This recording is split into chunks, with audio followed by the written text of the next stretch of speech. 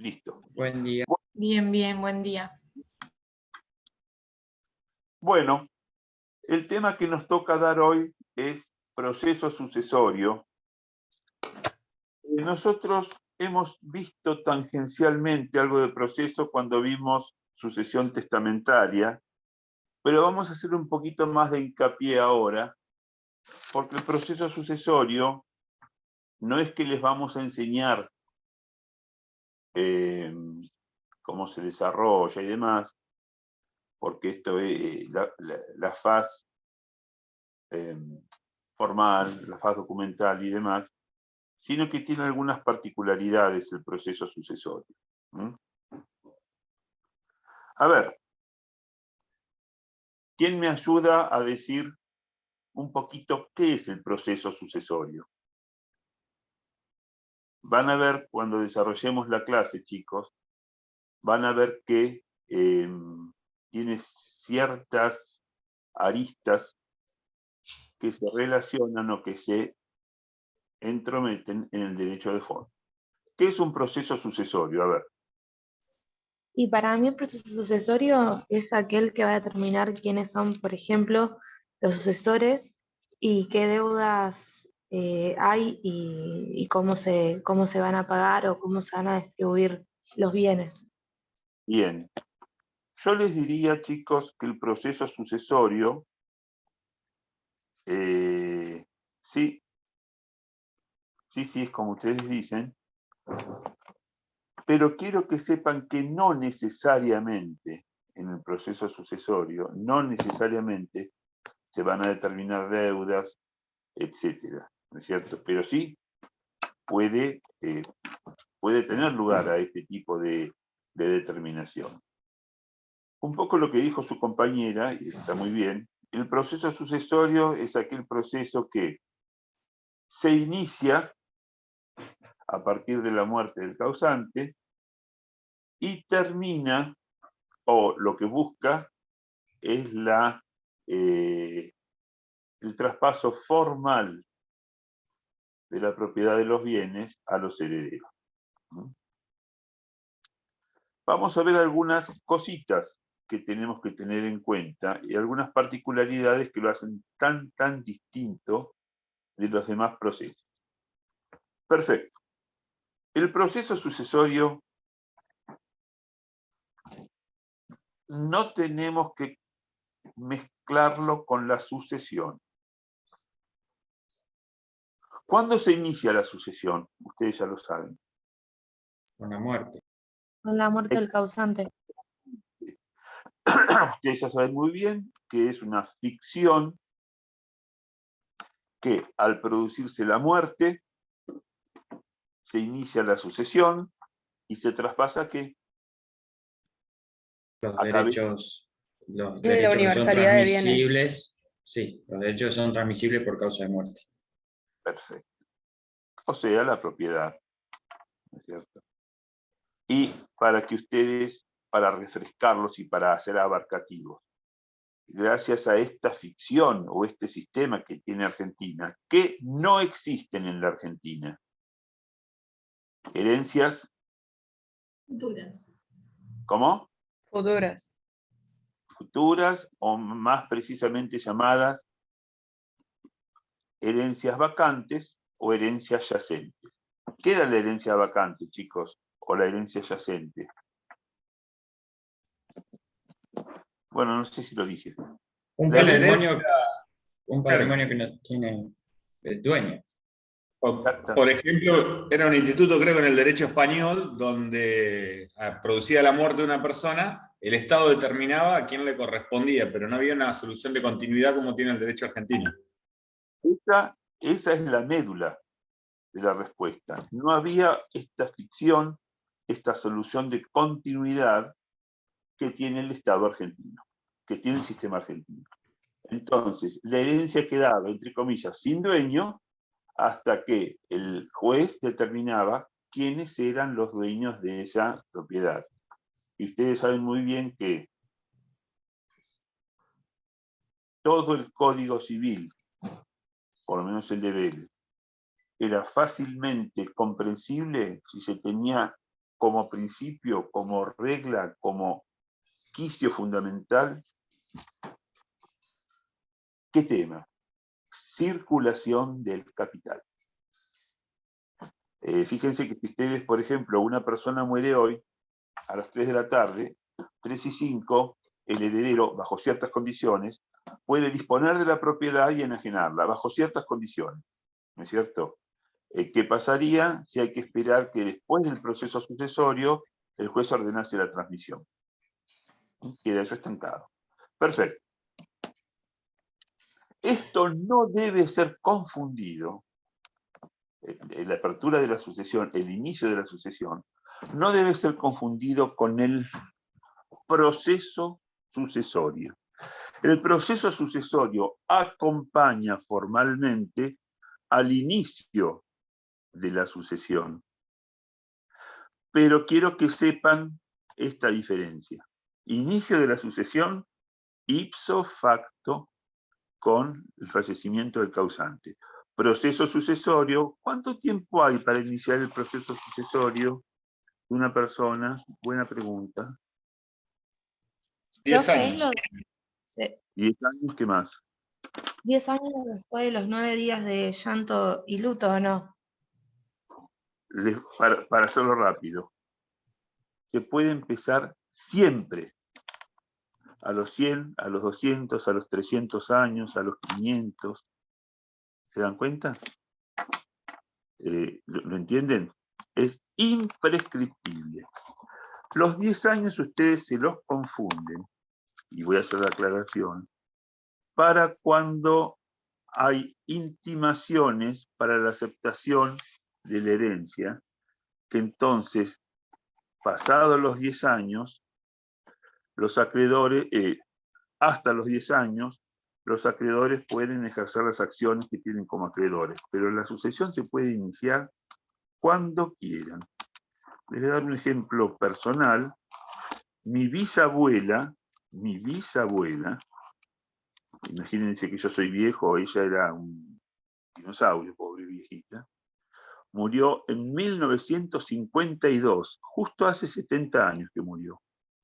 Hace 3 o 4 años se inició la sucesión de mi bisabuela porque descubrimos que había un bien de poco valor, pero que lo había. ¿Se dan cuenta? Entonces, ¿cuánto tiempo hay para iniciar el proceso sucesorio?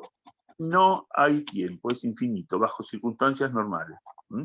Salvo que un acreedor de ustedes o un acreedor del causante, ante vuestra inactividad, los intime para promover el juicio. Y si ustedes no lo hacen, ¿qué hace el acreedor? Lo inicia él. Exactamente, se subroga y lo inicia él. Muy bien. ¿Quién puede promover el juicio sucesorio? ¿Quién puede iniciar el juicio sucesorio? Es muy sencillo. Piénsenlo porque va a salirles a ustedes mismos. Obviamente, ¿quién? Los sucesores, los herederos. Los herederos, el legatarios, el albaceas, el albaceas y los acreedores. A ver, herederos y legatarios. Acreedores de herederos legatarios, acreedores del causante. ¿Sí? El albaceas no. Porque acuérdense que el albaceas es una persona que interviene con la sucesión empezada.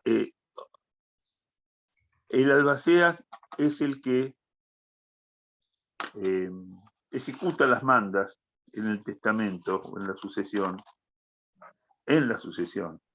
Pero si no hay sucesión, no puede. Porque si los herederos no quieren iniciar la sucesión, el albacea tiene facultad, representación de los herederos para iniciarla.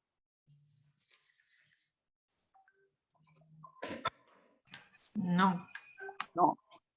No.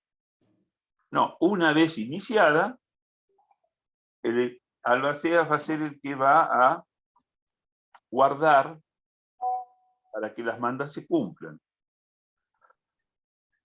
Pero ¿qué pasa si en una sucesión donde hay nombrado albaceas, hay mandas, hay mandas condicionales y demás, los herederos no la quieren iniciar? ¿La puede iniciar el albacea? No, no tiene legitimación. Es un principio lógico. ¿Me entienden? ¿Queda claro? Sí, sí, profe. Pregunta.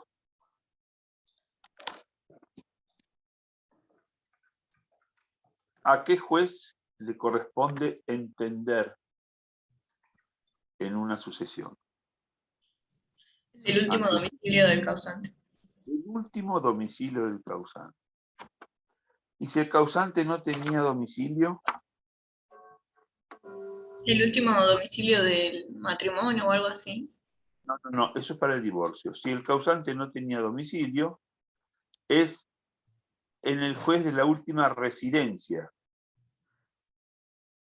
Y si el causante no tenía residencia conocida, finalmente es el juez donde falleció el causante. ¿Quedamos en claro? Esta regla, ¿admite alguna excepción? Sí. ¿La saben cuál es?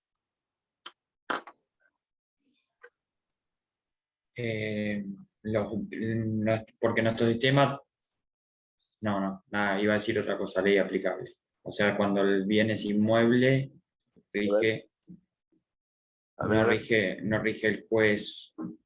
Por ejemplo, si no está acá, dentro de la Argentina, la sucesión es extranjera, pero por inmueble, porque nuestro sistema es mixto. Los muebles siempre son en el domicilio, en el último domicilio, y los inmuebles según el lugar donde están.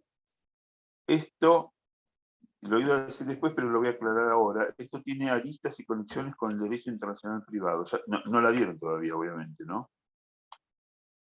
No, profe. Porque tiene que tener toda la carrera terminada prácticamente para darla, porque es una materia muy, muy amplia y muy interesante. Acá se plantea el tema siguiente. Para Argentina, es el juez del último domicilio del causante. ¿Qué pasa cuando existen bienes situados en el exterior y la ley del exterior ordena otro principio? Por ejemplo, el juez donde esté ubicado el bien, que es lo que dice su compañero recién. Acá se va a plantear lo que se llama un punto de inflexión o un punto de conflicto de derecho internacional privado. Entonces va a haber un juez de la Argentina que reclama la apertura de la sucesión y va a haber un juez en Portugal que también la reclama. En los casos de derecho internacional que no hay ley, porque el problema es ese, que no hay ley, porque una ley argentina no puede prevalecer sobre la legislación portuguesa, muchas veces se arman doctrinas internacionales, que son doctrinas que luego se van a seguir aplicando, ¿no es cierto? Como por ejemplo, que en materia de la forma de los documentos rige el lugar de otorgamiento y demás. En este caso, ¿quién es el que, de los dos jueces, el que tiene más fuerza, más preponderancia? Lamentablemente el juez donde está la propiedad, porque entonces es el juez que va a ordenar la transmisión. Entonces, diga lo que diga el juez de la Argentina y diga lo que diga el juez del país extranjero, tenemos que ir al país extranjero donde está el bien. Y si, por ejemplo, tenemos un bien en la Argentina y el causante muere en el exterior, Argentina, ¿el juez argentino se va a declarar competente? No. Va a ordenar que la sucesión se abra en el extranjero. ¿Y qué pasa si el juez del extranjero dice, como hay bienes en Argentina, tiene que abrirla en Argentina? Bueno, ahí se plantea el conflicto y vamos a ver en ese caso especial cómo se va a resolver. Yendo más a la práctica y yendo más al derecho argentino. Existe el caso de heredero, cuando existe el caso de heredero único, el heredero podrá pedir que la sucesión tramite ante el juez de su domicilio. Primera excepción. ¿Correcto? ¿Queda claro eso? Sí. Perfecto. Y esta es una disposición de la provincia de Buenos Aires. Cuando todos los herederos estén presentes, sean hábiles, pueden pedir que la sucesión tramite por ante un departamento judicial distinto de donde se produjo el fallecimiento del causante. ¿Queda claro? Entonces, ¿qué tiene que haber para que tramite en un departamento judicial distinto? ¿Cuáles son los requisitos? Que sean todos Estén presentes. y hábiles. Sean hábiles, ¿Cómo? capaz. ¿Cómo? Perdón, que estén todos los herederos presentes, que sean hábiles. Y que sean hábiles. Entonces, ¿en qué caso no se podría prorrogar la competencia? En el caso que hubiera algún menor, por ejemplo, o un incapacitado, o con capacidad restringida, perdón. O si algún heredero no está en la Argentina. ¿Mm? Esta prórroga de competencia, ¿hacia dónde puede ser? Solamente dentro de la provincia de Buenos Aires. ¿Y por qué esta ocurrencia que sea dentro de la provincia de Buenos Aires? Porque los edictos se van a publicar en el boletín oficial y porque los herederos normalmente van a estar en la provincia de Buenos Aires, ¿no es cierto? Y el registro de juicios universales que va a informar al juez si hay otra sucesión iniciada, va a estar también en la provincia de Buenos Aires. Entonces, regla general, ¿a dónde tramita la sucesión? En el último domicilio del causante. Excepciones. Residencia, en caso de que no exista último domicilio, y la excepción es si hay heredero único que lo solicite, y si hay más de un heredero que estén presentes, que sean hábiles y que haya acuerdo unánime de que se prorrogue la competencia. Muy bien. Perfecto, esto está entendido. ¿Cuáles son los pasos que... Profesor, una pregunta. ¿Esto de la provincia de Buenos Aires es una acordada o está en el Código de Procedimiento? Está en el código... A ver. No, acordadas, chicos, no. No, ustedes... ¿Para qué sirven las acordadas? Ojo al piojo. ¿Para qué sirven las acordadas? Y se determinan cuando hay una contradicción entre, digamos, entre... No, eso es un fallo plenario. Ah, ok. La acordada es el funcionamiento interno del Poder Judicial.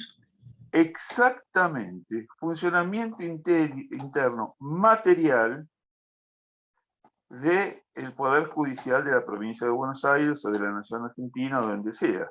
Por ejemplo, una vez se dictó una acordada, como cada uno escribía lo que quería, en donde quería, la acordada se dictó en que tenía que ser una hoja de tantos miligramos, que tenía que tener determinadas especificaciones, que tenía que tener X renglones por hoja. Eso es una acordada. ¿Se dan cuenta? Bien del manejo administrativo. No. El tema es así. Esto lo dice el Código de Procedimientos de la provincia de Buenos Aires. Se interpretó a través de jurisprudencia que rige únicamente para dentro de la provincia de Buenos Aires. Entonces, la ley dice que se puede prorrogar la jurisdicción. La jurisprudencia solamente dentro de la provincia de Buenos Aires. ¿Quedamos? Bien.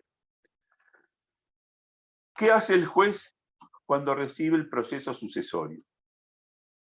Cuando recibe el pedido de apertura del proceso sucesorio. ¿Qué hace el juez? Lo declara abierto. Antes de declararlo abierto. ¿Va a pedir al registro que se informe si hay otro iniciado? Claro, primero se va a fijar si la persona que lo inicia tiene legitimación activa, ¿no es cierto? Si no es Juan de los Palotes. Luego, el juez va a pedir un informe al registro de juicios universales. Y en el registro de juicios universales, ¿qué le van a informar? Si hay otro juicio sucesorio abierto de esa persona. Exactamente. Si no hay otro juicio abierto, entonces, y se pide quien lo pide, la apertura, tiene legitimación para pedirlo, el juez declara abierto el juicio sucesorio, que es un paso importante. Es como cuando ustedes promueven un juicio cualquiera, y los tienen por presentados y los tienen por parte. Entonces, declarado abierto el juicio sucesorio, se inscribe como que está abierto dentro de la provincia de Buenos Aires y sirve para avisar a otros eventuales y futuras aperturas de juicios sucesorios que ya está inscrito uno. ¿Queda claro? ¿Dónde funciona el registro de juicios universales? En La Plata. Plata. Y en cada departamento judicial hay una delegación al simple efecto de resguardar las copias, que haya 2 copias en vez de una, y de la facilidad para la consulta. Muy bien. Entonces el juez declara abierto el juicio sucesorio, ordena la publicación de edictos y dicta la declaratoria de heredero. ¿Cuándo ahí se inicia el juicio sucesorio?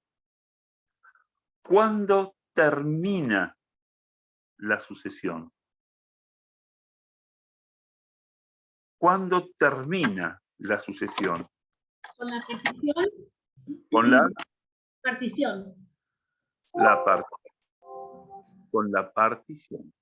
No termina con la declaratoria de herederos, termina con la partición. ¿Y por qué es importante que termine con la partición? ¿Qué consecuencias puede tener que termine con la partición? O que termine, digamos, y que no quede abierta. ¿O qué pasa mientras está abierta la sucesión? ¿Pueden aparecer otros herederos? Por supuesto, pero también los herederos pueden aparecer después. Pero, ¿qué es lo que pasa? Vivo el proceso sucesorio, existente el proceso sucesorio, existe, por ejemplo, el fuero de atracción. La sucesión puede actuar a través de un administrador o de un heredero, o los herederos, para ser más precisos, pueden actuar en la faz activa o en la faz pasiva ya en nombre de la sucesión. En tanto que cuando se termina la sucesión, el fuero de atracción, hablé de fuero de atracción yo recién, ¿no es cierto? Dije Sí, que profe. perduró. Sí. Sí. El fuero de atracción, ¿qué pasa cuando se termina el sucesorio? Se cierra.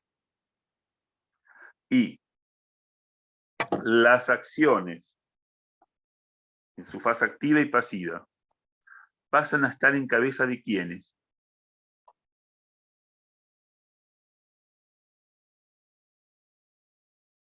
De los herederos. De los herederos y no de Profe. los que...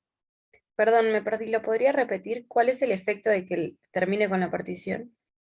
Bien. En primer lugar, cuando el sucesorio termina, cesa el fuero de atracción. Entonces, como ya no hay una masa indivisa,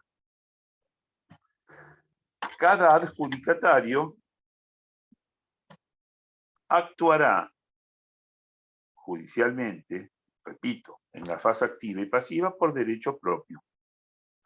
Entonces ya no son los herederos de Juan García los que piden una reivindicación de un inmueble o que están solicitando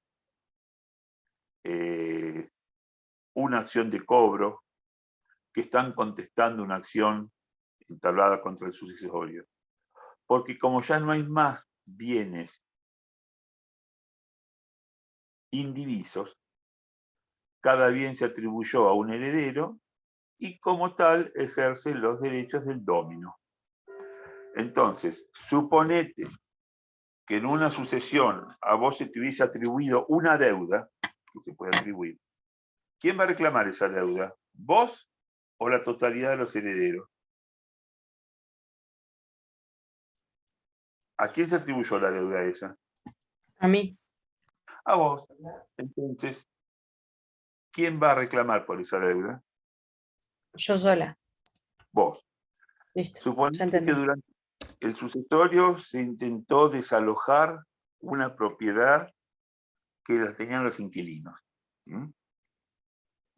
Entonces, ¿quién tiene, durante el sucesorio, quién tiene la legitimación activa, perdón? Todos los herederos. Bien. Y cuando esa propiedad te es atribuida a vos, Yo sola. vos sos. Bien, gracias. ¿Claro? No, está perfecto. Continuamos entonces. La sucesión termina con la adjudicación. Muy bien. Yo creo que algo comenté cuando hablé de sucesión testamentaria. El proceso sucesorio es un proceso universal. ¿Y por qué es un proceso universal? Porque ¿qué se está jugando? Se transmite el patrimonio. Se transmite un patrimonio, que es un patrimonio universal. Por eso no puede haber dos juicios sucesorios. ¿No es cierto? Muy bien. Se transmite el patrimonio y es un proceso universal. ¿Qué pasa cuando se inician otros procesos sucesorios? Y se informa en el registro de juicios universales que hay ya otro pendiente. ¿Cuál es la suerte que corre este nuevo proceso sucesorio? Ahí aplica el fuero de atracción. No, todos se acoplan al testamentario, no es fuero de atracción. Olvídense del fuero de atracción, porque acá no hay fuero de atracción. Ah, bien, A ver, bien. joven, ¿qué dijiste recién? Algo de testamentaria. Se acoplan todos al testamentario y si hay dos testamentarios, el que va más avanzado. Se acoplan todos a la testamentaria, porque yo esto lo dije. La testamentaria es la regla y la habintestato es la excepción. Y si hay dos, se continúa, si hay dos testamentarias o dos habintestatos, se continúa con la que estuviese más adelantada, por un principio de practicidad. Y no hay fuero de atracción. ¿Quedamos? Eso no es el fuero de atracción. Sí, Muy profe. bien. Muy bien. Seguimos entonces. ¿Qué es el fuero de atracción?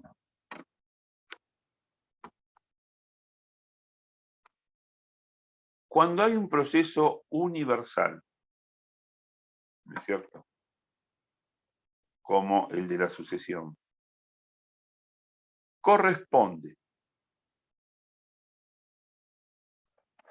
que por una razón de practicidad, por una razón de que si lo hiciéramos distinto, habría 25 jueces dando vueltas, 25 jueces consultando el estado del sucesorio, Entonces, por una razón de practicidad, lo que corresponde es que todas las acciones en las que la sucesión asume un carácter pasivo, se atraen y entienda el juez competente en el proceso sucesorio. Díganme, por favor, cuáles son las características para que una sucesión se acumule al juicio sucesorio. Lo dije recién. Tienen que ser situaciones donde el causante tenga una faz pasiva.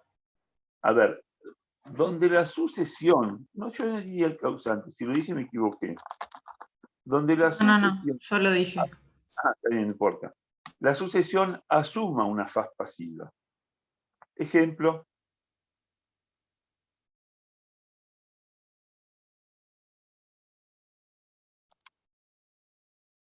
A ver, ¿qué se les ocurre? Les pido ejemplos para ver si lo entendieron.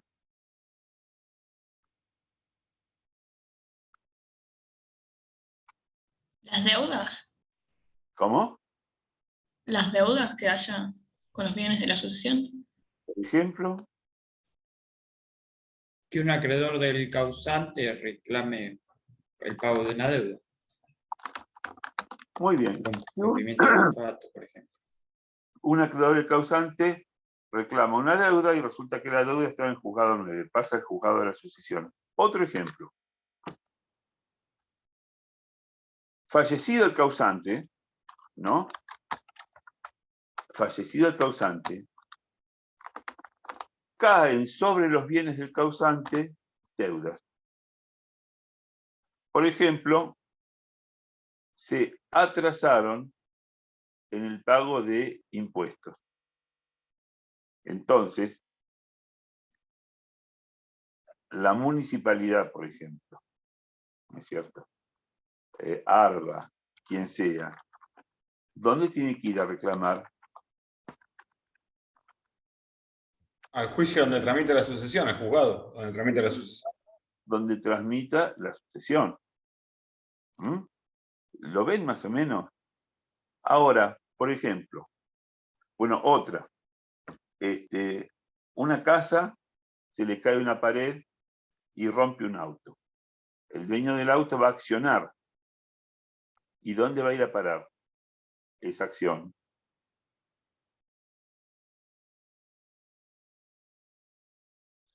También al sucesorio, daños y perjuicios, ¿no? Al sucesor. Perfecto. Muy bien. Ahora, un heredero se atrasa en el pago del colegio de su hijo. ¿Va al fuero de atracción? No. No. ¿La deuda de quién? ¿La deuda de quién es? Del heredero. Del heredero, que es una deuda particular. ¿No es así? El causante. Claro, pero suponete que vos te atrasás porque no pagaste la tarjeta. No va a ir al fuero de atracción.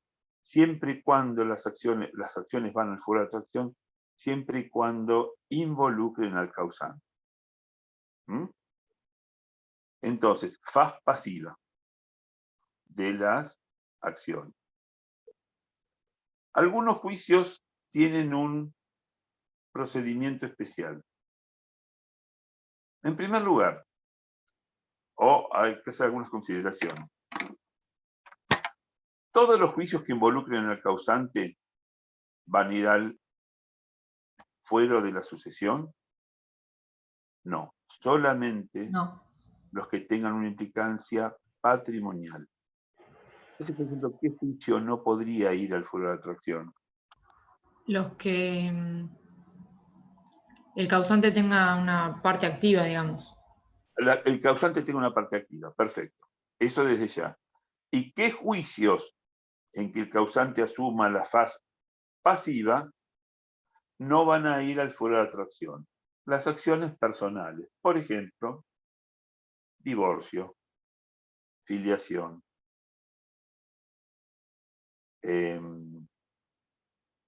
cuidado personal, régimen de comunicación. Algunos juicios, por sus particularidades, tampoco van a tramitar al juicio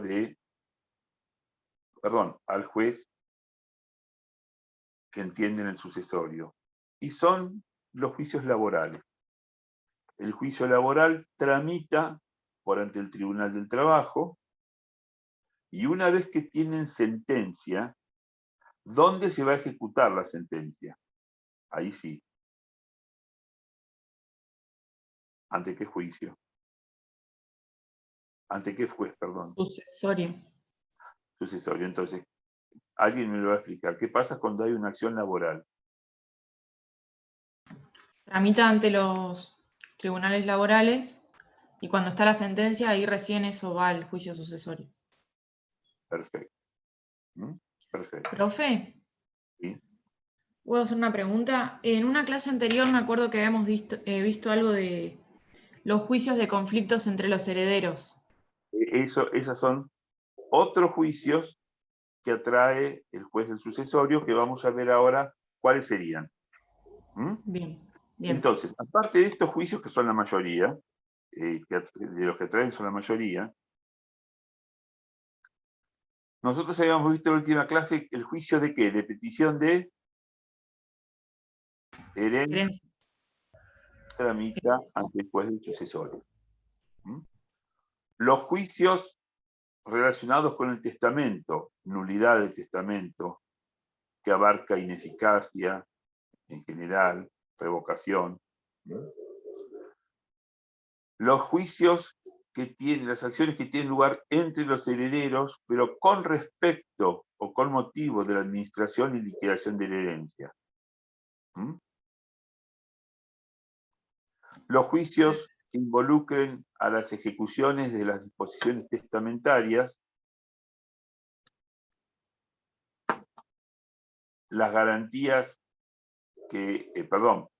los juicios que involucren la confección, la determinación de lotes entre los herederos, los juicios que involucren la partición, los juicios vinculados con el mantenimiento de la indivisión.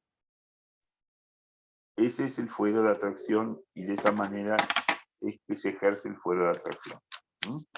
Las acciones son las que Perdón, profesor, ¿cómo dijo último? ¿Los de mantenimiento de? ¿Perdón? ¿Mantenimiento de qué dijo? Perdón, lo último no lo escuché bien. Las garantías de los lotes entre los herederos. El mantenimiento de la indivisión. Ok, gracias. Porque ustedes saben muy bien que hay casos en que algunos herederos, bajo determinadas circunstancias, pueden oponerse a la división, pueden pedir la indivisión. Entonces, en esos casos, también tramita ante el juicio del sucesor. ¿Estamos? Perdón, ante el juez del sucesorio. ¿Estamos? Sí, gracias. Muy bien. Fenómeno. Entonces, ¿qué hemos visto hasta ahora para más o menos ordenarnos? A ver si ustedes abarcaron lo que yo les dije. ¿Qué hemos visto hasta ahora? ¿Quién puede pedir el proceso? ¿Cómo se inicia? ¿Quién es el juez ¿Qué competente? hace el juez? El fuero de atracción. El fuero de atracción. ¿Cómo? ¿Cómo finaliza el proceso con... ¿Cómo finaliza? Y posibilidad de que haya varios juicios universales, varias sucesiones iniciadas. Entonces, ¿cómo se resuelve? ¿No es así? ¿Está claro eso? Sí. Bien.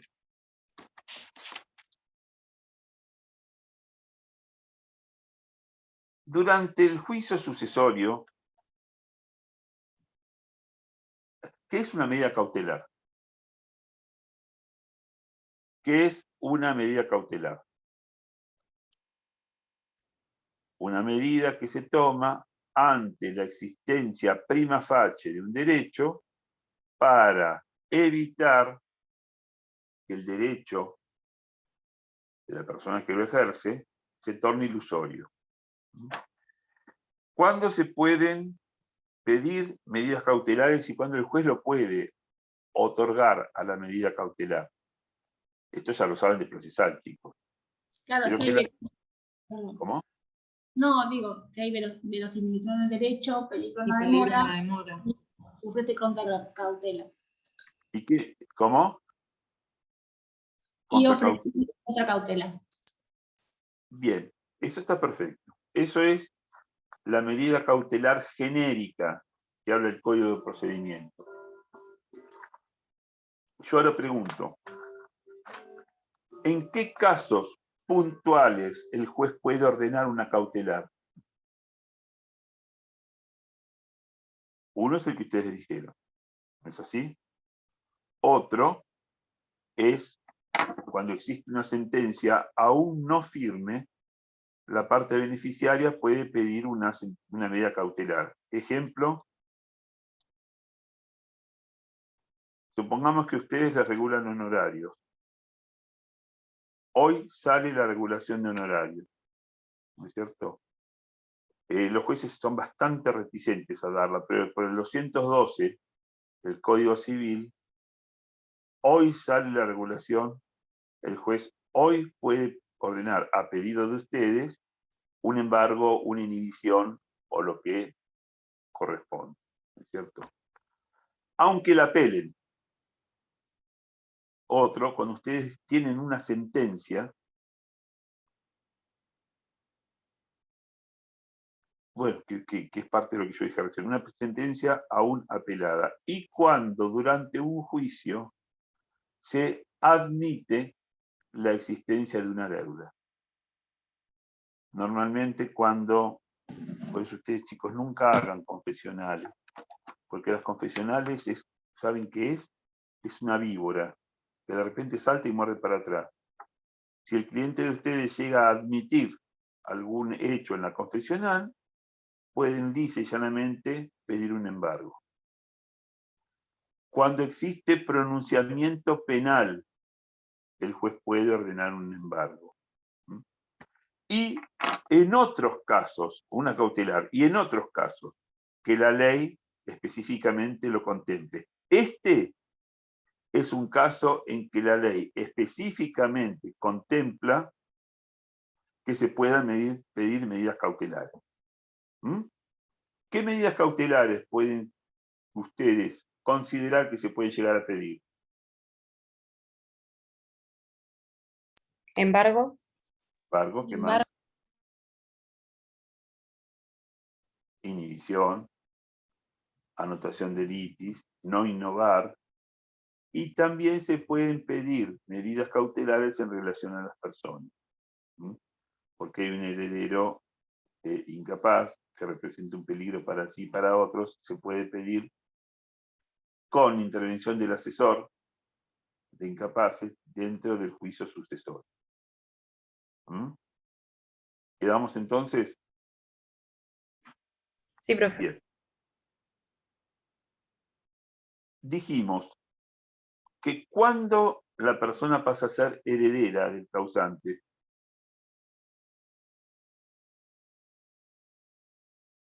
ya lo dijimos. Cuando el juez dicta la declaratoria. Cuidado. Con la partición. Cuando el heredero es heredero. Cuando se muere el causante.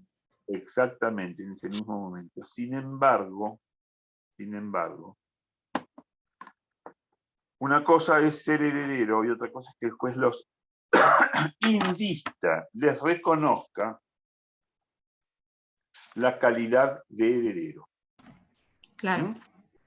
Entonces, la tienen de pleno derecho los herederos legitimarios o herederos forzosos. Y deben pedirla, que el juez la otorga luego de determinadas comprobaciones, los herederos que no son legitimarios, que son legales, pero que no son legitimarios. ¿Mm? Legítimos o legales, pero no legitimarios, no tienen legítimos. ¿Entendido? Sí, sí. ¿Alguna pregunta, chicos, les queda para hacer? No, profe. Bueno, yo creo que esta es la anteúltima clase, ¿no es cierto? Porque la próxima clase es el 21 Sí. de junio. Y esa es la última. ¿Y cuándo tienen el examen? El 27 de junio. 27. Fenómeno. Entonces nos vemos la semana que viene. Muy bien, Perfecto, gracias. profe. Gracias. Chao, profe, gracias. Chao, chao, saludos. Gracias, Luis. Hasta luego.